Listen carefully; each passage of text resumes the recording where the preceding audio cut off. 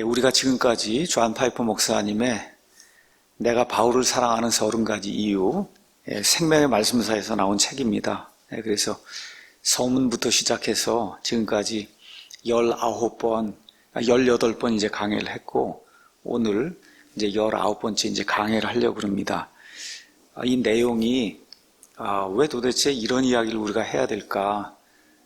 여기 가서 보면은 바울을 사랑하는 30가지 이유 이렇게 이제 돼 있는데, 존 파이퍼라고 하는 하나님의 신실한 그 목사가 한 65년 이상 성경을 읽고, 특별히 이제 사도 바울의 그 은혜의 복음을 온 세상에 이렇게 이제 전달하면서 바울을 통해서 하나님이 알려주신 그 진리, 그 다음에 은혜, 하나님의 긍휼, 하나님의 위대하심, 특별히 이 파이퍼는 기쁨의 사역자예요. 그래서 세상이 어떤 혼돈에 있든지 소동 가운데 있든지 근심하는 자 같으나 항상 기뻐한다. 그렇죠? 이걸 해서 아마 지금까지 알려진 목사들 중에 기쁨과 희락, 이것을 세상 어느 누구보다도 더 많이 이렇게 알리고 본인 스스로가 그런 삶을 살고 있는 그런 목회자입니다. 그래서 이분을 통해서 바울을 사랑하는 그 30가지 이유, 그걸 통해서 하나님이 바울에게 어떤 일을 하셨고 또 저와 여러분에게 이와 같은 것들이 얼마나 좋은 교훈이 될 수 있는가, 이런 것들을 이제 생각해 보기 위해서 이 책을 이제 우리가 공부를 하고 있습니다. 오늘은 바울은 죄의 참혹함과 사람이 얻게 될 최후의 영광을 누구보다도 잘 이해했다. 그래서 이러한 그 주제를 가지고 여러분에게 좀 말씀을 드리도록 하겠습니다. 이제 파이퍼의 이야기입니다. 바울은 인간의 본성을 누구보다 잘 이해했습니다. 인간 본성이 극도로 타락한 거, 인간 본성의 부조리함, 그 다음에 인간 본성의 더러움, 이런 거를 본인 자신이 구원받기 전에 유대교에 있을 때 그때 가졌던 그 종교인으로서의 그 찌들었던 그런 삶, 그렇죠? 그 이후에 구원받고 나서 보니까 너무너무 본인 자신이 더럽고 추하다고 하는 걸 이제 알게 됐거든요. 그러니까 구원받고 나서도 본인 자신이 이렇게 하나님의 뜻대로 살기를 그렇게 원하는데도 그게 안 되니까 나는 비참한 사람이로다. 누가 사망의 봄에서 나를 구원해낼 수 있겠느냐. 참 이거 위대한 그런 그 외침이거든요. 이런 것들은 이제 스스로 인지를 했던 그런 분이에요. 그래서 인간이 이렇게 극도로 타락한 존재라고 하는 것을 어느 누구보다도 이렇게 심오하게 잘 다룬 그런 분인데, 그러면서도 결국은 인간이 예수 그리스도의 은혜로 구원을 받아서 본래 하나님이 주시고자 했던 그 아름다움을 회복하고 영광스러운 그런 존재로 된다는 거, 이것도 이 세상에 어떤 사람보다 더 잘 이해한 그런 분이다. 그래서 그런 이유 때문에 인간의 그 극도로 부패한 상태와 또 나중에 하나님의 그 은혜로 말미암아 인간이 누리게 될 그 영광, 말 그대로 극과 극이잖아요. 이런 거를 어느 누구보다도 잘 이해하고 또 서신서를 통해서 나에게 잘 가르쳐 줬기 때문에, 그래서 내가 사도 바울을 사랑한다, 이제 그런 내용입니다. 자, 인간 본성의 그 부패, 그 다음에 인간 본성의 나중에 이제 회복이 된 그 아름다움, 잠시 이야기하도록 하겠습니다. 그리스도인들을 포함해서 많은 사람들이 인간의 그 본성에 대해서 비관적인 견해를 갖고 있어요. 이거를 보통 우리가 이제 학교 다닐 때는 성악설이다 이렇게 이제 배웠습니다. 그렇죠? 그래서 성경을 가서 읽어보면 인간 본성이 악하다고 하는 거 누구나 이제 알고 있고, 또 저와 여러분도 이와 같은 사실에 이제 동의를 합니다. 그런 반면에 어떤 사람들은 인간의 문제들은 다 인간 주변의 환경 때문에 생긴 것이지 인간 본성 자체가 문제가 되는 것은 아니다라고 이제 주장하면서 낙관적인 견해를 펼쳐요. 이걸 우리는 보통 성선설이라고 이야기하죠. 그래서 대다수 이제 좌익 세력들이 가지고 있는 그 인간에 대한 이 관이 이런 성선설입니다. 워낙 착하고 다 좋은데 주변 환경 때문에 인간이 이렇게 이제 된 거다, 이렇게 이제 주장을 하는 거예요. 자, 그럼 바울은 이 두 가지 견해에 대해서 무엇라고 이야기하느냐? 그러니까 파이퍼가 이제 분석을 한 거예요. 가서 보니까 사도 바울의 서신서를 계속해서 읽어보니 내 판단에는 바울은 이 두 부류 중 어느 부류에도 속하지 않는다. 파이퍼가 지금 그렇게 이야기하고 있어요. 왜 그러냐? 바울은 보통 사람들이 생각하는 것보다 훨씬 더 인간 본성이 극도로 황폐하고 부패하고 더럽고 죄성으로 이제 가득 차 있다. 이러한 그 부정적인 생각을 우리에게 이제 보여준다는 거예요. 사도 바울의 서신서를 읽으면은 누구라도 그걸 느낄 수 있다는 거예요. 그러면서도 동시에 그는 보통 사람들이 생각하는 것보다 훨씬 더 나중에 이제 예수 그리스도의 은혜로 말미암아 인간 본성이 이제 회복이 돼서 영광스러운 상태에 이제 간다는 긍정적인 생각을 같이 이제 펼친다는 겁니다. 그래서 인간 본성이 극도로 죄로 가득하다는 현실 인식, 이게 이제 분명히 있고, 또 동시에 인간이 최종적으로 영광스러운 존재가 될 것이라는 이 두 가지를 사도 바울은 어느 누구보다도 잘 고려해서 하나님의 말씀 우리에게 전달해주고 있다. 이제 파이퍼가 이제 그렇게 이야기하고 있어요. 그래서 그런 차원에서 바울은 낙관주의자도 아니고, 그 다음에 비관주의자도 아니다. 이 인간의 본성에 관한 한. 그래서 바울은 인간의 사악함에 대해 말하면서도 결국 하나님께서 그리스도를 통해 이 인간의 부패된 이런 본성을 바꾸셔서 인간 본성이 영화롭게 되는 것. 그래서 결국 성경의 표현에 따르면 하나님의 본성에 참여한다는 거거든요. 그러니까 휴먼 네이처가 나중에 영어로 얘기하면 디바인 네이처로 이렇게 바뀌게 된다는 거예요. 이미 사실은 구원받으면 이미 위치적으로는 바뀌어 있는 거예요. 다만 지금 저와 여러분이 육신을 입고 지금 살고 있기 때문에 여전히 육신 안에 갇혀서 그거를 100% 누리지 못하는 겁니다. 자, 그러면 인간 본성이 얼마나 부패하고 얼마나 이제 황폐했는가 바울이 이야기하는 거 한번 보도록 하겠습니다. 세상 모든 사람들, 저를 포함해서 세상에 존재하는 모든 사람들, 그 사람들 속의 본성, 이 본성이 얼마나 더럽고 추하고 황폐한가, 여기에 대해서 바울이 에베소서 2장 1절에서 3절에 이렇게 이야기합니다. 그분께서, 하나님께서 범법과 죄들 가운데서 죽었던 너희를 살리셨도다. 그러니까 에베소 사람들에게 이야기하는 거예요. 바울이 복음을 들고 가서 그들에게 말씀을 전할 때 그 당시에 죽어 있었다는 거예요. 이거를 아버지 하나님께서 이제 살려주셨다. 지나간 때에는, 구원받기 전에는 너희가 그것들 가운데서 범법하고 죄를 짓는 이런 생활하면서 이 세상의 행로를 따라 걸으며 세상 사람들과 똑같이 세상의 것들을 추구하면서 공중의 권세 잡은 통치자, 곧 지금 불순종의 자녀들 가운데서 활동하는 영, 사탄 마귀를 따라 걸었느니라. 이것이 구원받기 전에 온 세상에 사는 모든 사람들의 상태라고 지금 바울이 이야기하고 있어요.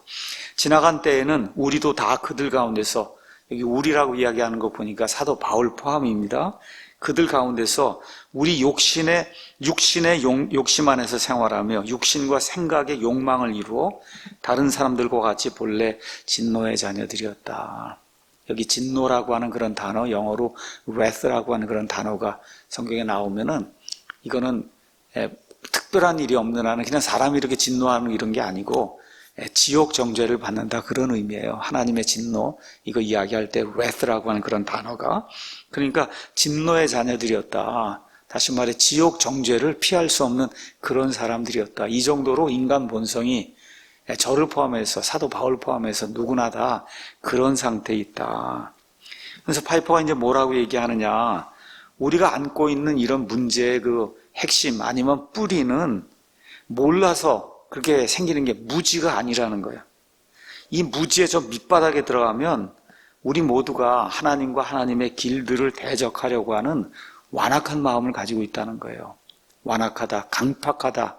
그래서 영어로는 이제 hardened 돼 있다 얘기하는 겁니다. 딱딱하게 돼 있다는 거예요. 그래서 파이퍼가 바울의 이 서신서를 토대로 자기 자신을 돌이켜 봤다는 거예요. 자기 자신의 그 죄성을 돌이켜보고 왜 이런 죄를 짓는가 이렇게 생각을 해보니까 문제의 뿌리는 내가 해야 할 선을 내가 알지 못하는 데 있는 게 아니라 내가 그걸 알면서도 의도적으로 그걸 거부한다는 거예요.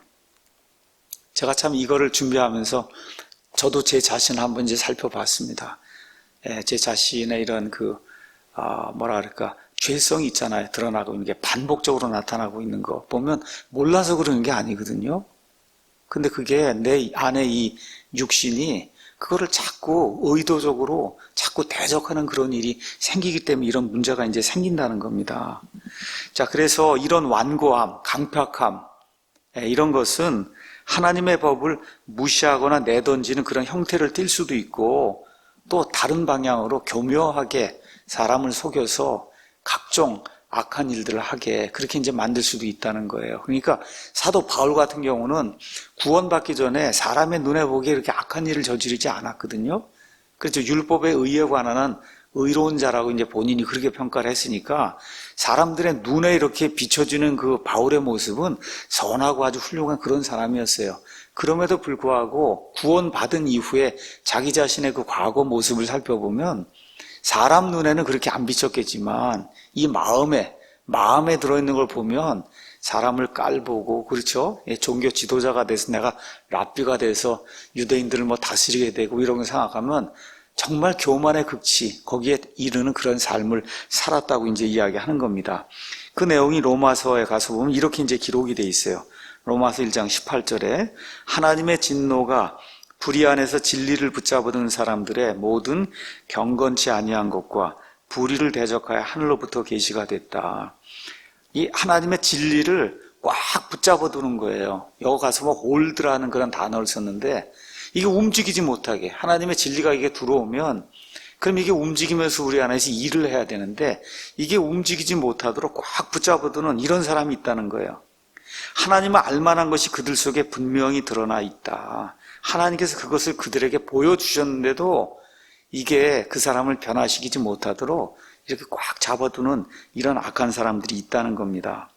그래서 이런 사람들이 어떤 일을 하냐? 21절에 그들이 하나님을 알되 그분을 하나님답게 하나님으로 영화롭게 하지도 아니하고 아버지를 아버지답게 이렇게 대접을 해야 되는데 그 일을 하지 않는다는 거예요. 감사하지도 아니하며 오히려 자기들의 상상 속에서 허망해지고 또 그들의 어리석은 마음이 어두워졌다. 여러분 이런 거 읽으면서 이게 왜 이런 말이 나오느냐. 사도 바울이 이런 사람이었기 때문에 이런 말이 나오는 거예요.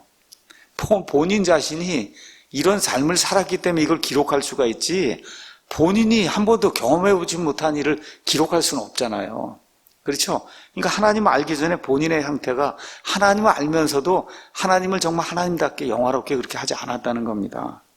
28절에서 이제 32절에 가서 보면은 이런 사람들이 짓는 모든 종류의 죄악이 그 안에 이제 기록이 돼 있어요.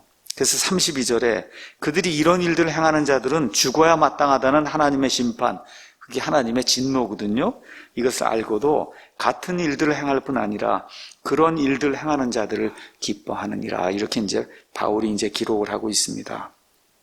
자, 그래서 이런 완고함, 이런 건 하나님의 법을 무시하는 거, 또 교묘하게 속여서 사람들에게는 그러지 않은 것처럼 보이는데 실제로 하나님 앞에 극도의 교만을 보이는 거, 이런 형태로 이제 나타난다는 거예요. 또 어떤 사람은 하나님의 법, 하나님의 지식을 이렇게 이용을 해서 자기 자신의 종교적 교만 아니면 윤리적 교만을 강화한다. 그게 로마서 2장에 이제 나와 있습니다. 그러므로 판단하는 사람아 내가 누구이든 변명할 수 없나니 이는 판단하는 내가 같은 일들을 행함으로 다른 사람을 판단하는 것에서 내 자신을 정죄하기 때문이라. 이것도 바울이 스스로 이걸 경험해 봤기 때문에 이야기를 하는 거예요. 남을 정죄하고 그런 일을 엄청나게 했는데 실제로 자기 자신이 돌이켜보니까 그런 상태에서 자기도 그렇게 했다는 거예요. 구원받기 전에 또 구원받은 이후에도 그렇고. 그래서 파이퍼가 이제 이야기하는 게 바울의 서신서 전체를 가서 볼 때 어느 누구도 이런 죄의 병에서 벗어날 수 없다. 이거를 바울이 우리에게 가르쳐 준다는 겁니다. 왜 그러냐? 우리의 첫 부모 아담과 이브가 하나님을 대적하는 그런 일을 했는데 그 대적하는 병이 유전적으로 우리 안에 들어왔기 때문이다. 그래서 이거를 전가라고 이야기하는 거예요. 죄가 전가가 됐다. 다시 말해 6,000년 전에 아담과 이브가 죄를 짓는 그 순간에 그의 허리 안에 들어있었잖아요. 우리가 아담과 이브의 허리 안에 지금 들어있었는데 그때 우리도 같이 죄를 지었다는 거예요. 성경이 그렇게 이야기하고 있는 겁니다. 그래서 이거를 이제 칼빈주의자들은 원죄라고 이야기해요. 오리지널 신. 우린 별로 그런 이야기를 하지 않지만 어쨌든 원죄라고 하는 그런 단어, 이걸 이제 칼빈주의자들은 사용하길 좋아합니다. 근데 성경에 원죄라고 하는 말은 안 나오지만 이와 같은 개념은 분명하게 나오거든요. 그래서 바울이 분명히 이런 원죄, 오리지널 신이 우리 가운데 있어서 이것이 우리에게 전가가 되고, 그래서 유전적으로 우리가 이걸 물려받고 이렇게 태어나기 때문에 이 세상에서 이런 죄병을 갖지 않는 그런 사람은 한 명도 없다. 자, 그러면 인간 본성이 예수 그리스도를 통해서 회복이 돼서 아름답게 되는 것에 대해 바울이 뭐라고 얘기했냐? 바울은 분명히 인간 본성이 더럽고 추하고 정말 하나님 보시기에 악하다는 거, 이걸 알았으면서 또 동시에 사람이 이렇게 타락하고 죄 가운데 빠지고 더럽게 되고 이런 것이 결국은 세상의 재난과 고난과 아픔, 이런 모든 거를 뒤집어 놓기 위한 하나님의 계획의 일부라고 하는 것도 어느 누구보다 명확하게 알았다는 거예요. 그래서 아담을 통해 모든 인간은 죄성을 갖게 됐고, 모든 창조물은 죽음과 고통의 저주 아래 이제 놓이게 됐어요. 아까 전가라고 하는 걸 이야기했습니다. 전가. 그러니까 내가 짓지 않았는데도 불구하고 아담과 이브가 지을 때 나도 같이 지었다는 거예요. 이 전가, 영어로 imputation이라는 그런 단어가 대단히 중요한 거예요. 만일에 이게 전가로 하나님이 죄 짓는 거를 내가 전가가 돼서 죄를 짓는 걸로 보지 않으면, 그러면 저와 여러분 한 사람 한 사람을 구하기 위해 예수님이 매번 오셔야 돼요. 저와 여러분을 한 사람 한 사람 다 구원하려면, 근데 어떻게 돼요? 예수님이 죽으실 때 우리도 같이 죽은 걸로 하나님께서 봐주시고, 예수님이 부활하실 때 우리도 같이 부활한 걸로 봐주세요. 그것도 뭐예요? 의의 전가.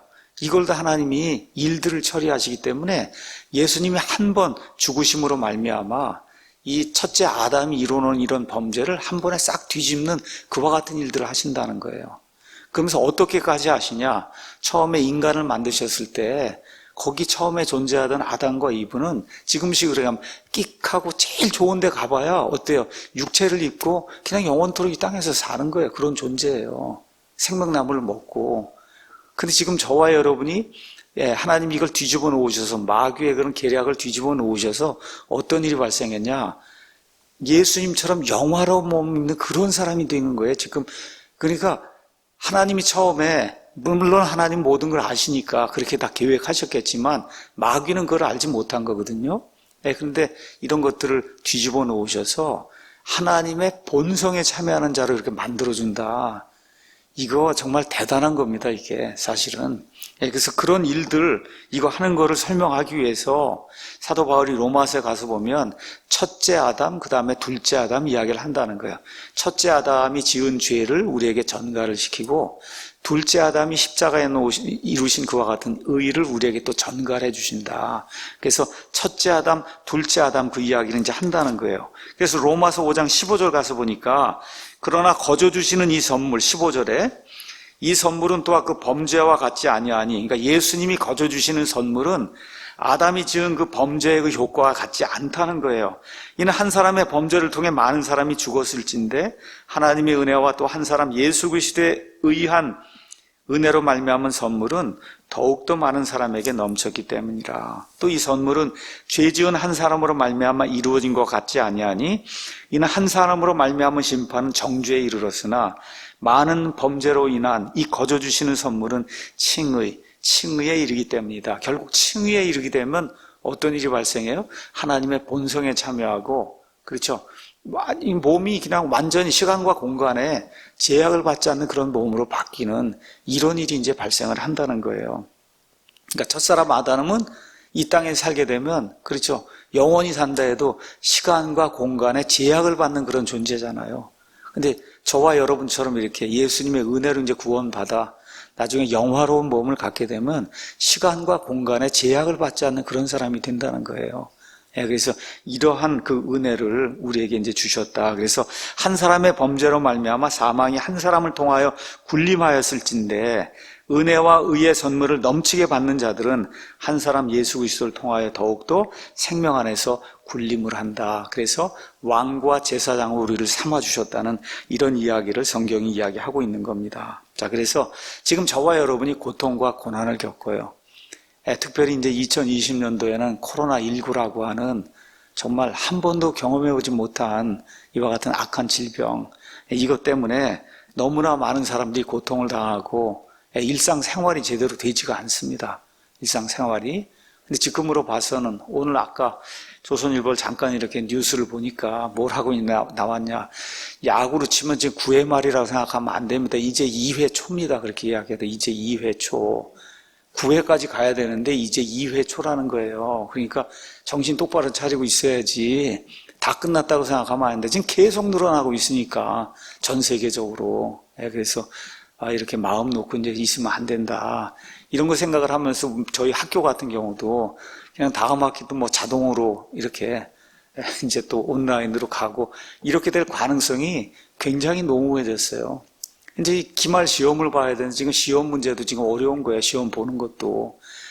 이건 뭐 인터넷으로 또 보자니 또 그냥 부정. 그렇죠. 애들끼리 모여갖고서 자기들이 답 해갖고 쓰고 뭐 이런 일들이 이제 생기고 하니 이걸 어떻게 막을 수도 없고 정말 어려운 그러한 그 세상이 지금 우리 앞에 이제 열리고 있거든요. 근데 파이퍼가 사도 바울의 이와 같은 그 인간 본성이 회복되는 거 이런 거 이야기하면서 이런 모든 것이 인간의 최종 정착지가 아니라는 거예요. 예수 그리스도 안에 들어오게 되면 이것이 변화가 돼서 한 번도 우리가 상상해 볼 수 없는 그와 같은 일이 우리 가운데 이제 생기게 된다. 그렇게 이야기하는 겁니다. 그래서 이거를 고린도전서 2장 9절에 이렇게 표현했어요. 사도 바울의 표현이 하나님께서 자신을 사랑하는 자들 위하여 예비하신 것들은 눈이 보지 못하였고 귀가 듣지 못하였으며 사람의 마음속에 들어가지도 못하였도다 함과 같으니라. 참 이게 놀라운 거잖아요. 우리 인간이 유한한데 이 인간이 지금까지 뭐 몇백억이고 지금 이 지구상에 살았을 거예요.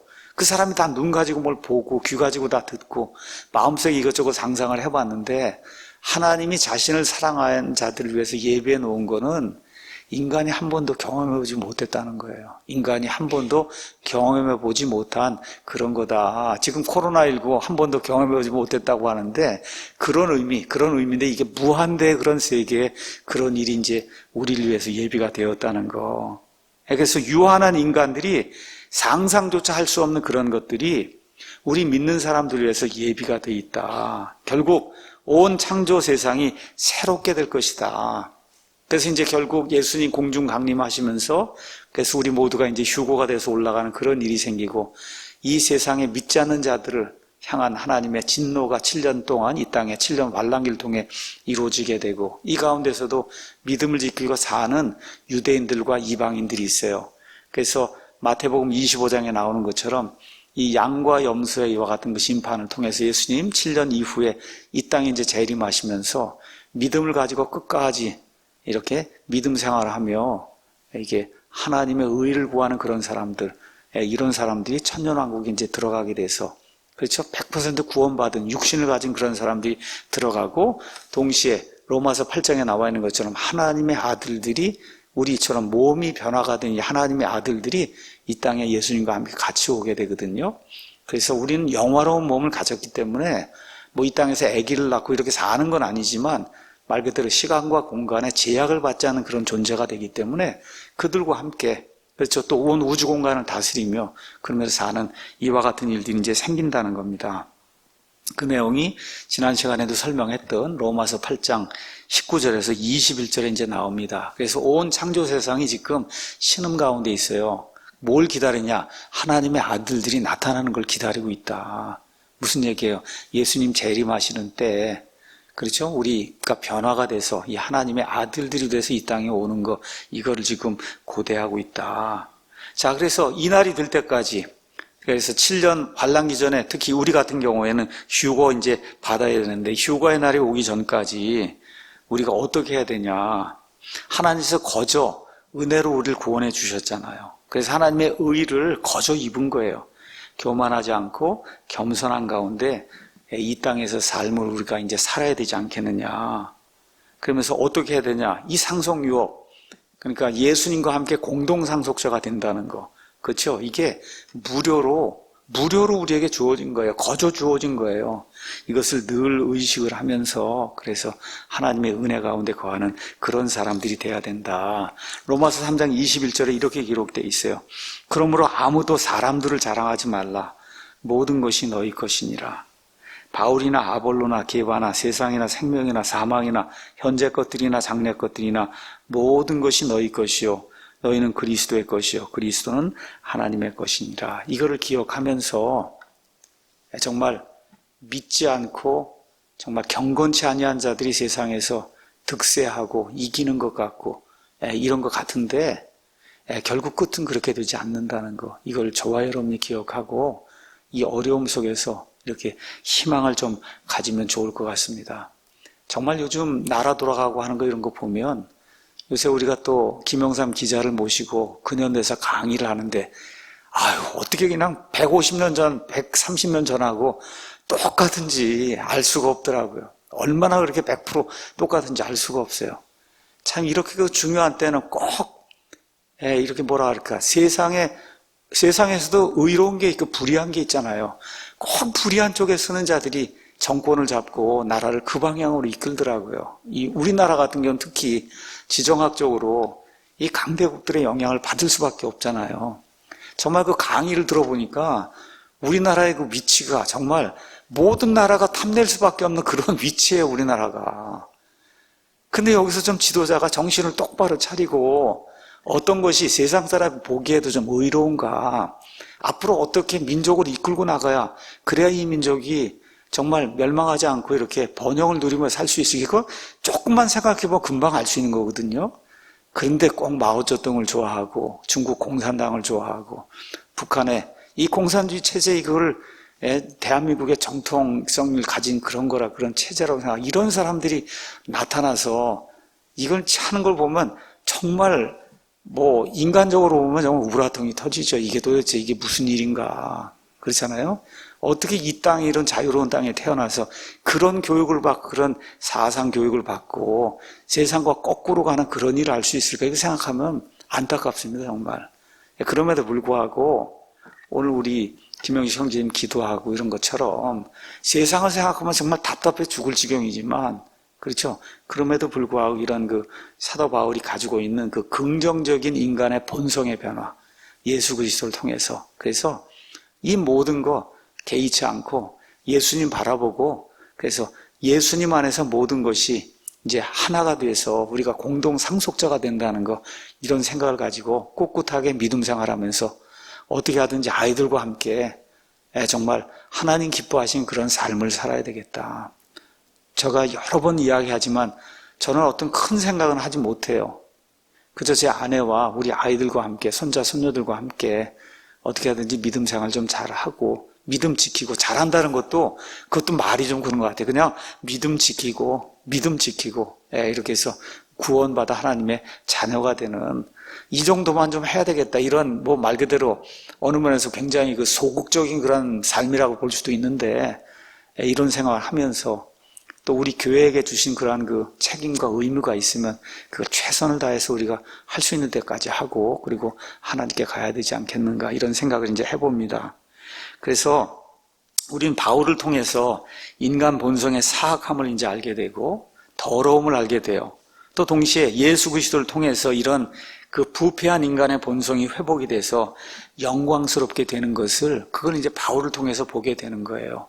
그래서 세상에 많은 철학자들이 있고 많은 사상가들이 있는데 대개 하나만 봐요. 뭐 성선설이다, 성악설이다 이것만 이제 주장을 하는데 이렇게 지금 하나님의 관점에서 인간을 내려다볼 때 그렇죠? 인간은 정말 극도로 부패한 그런 존재예요.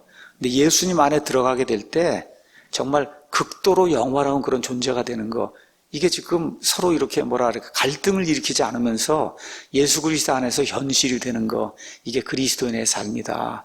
이런 거를 하나님께서 바울을 통해서 모든 걸 계시해 주셨기 때문에 그래서 내가 사도 바울을 사랑한다.